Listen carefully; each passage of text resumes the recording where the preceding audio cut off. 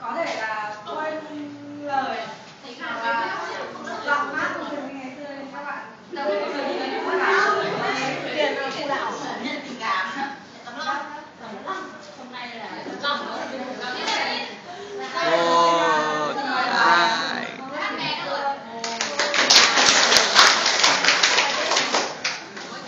Trang ơi, cầm chậu chưa?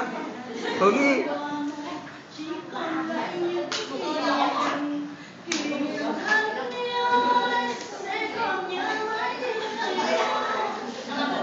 Bài này thì phải cả lớp hát đi.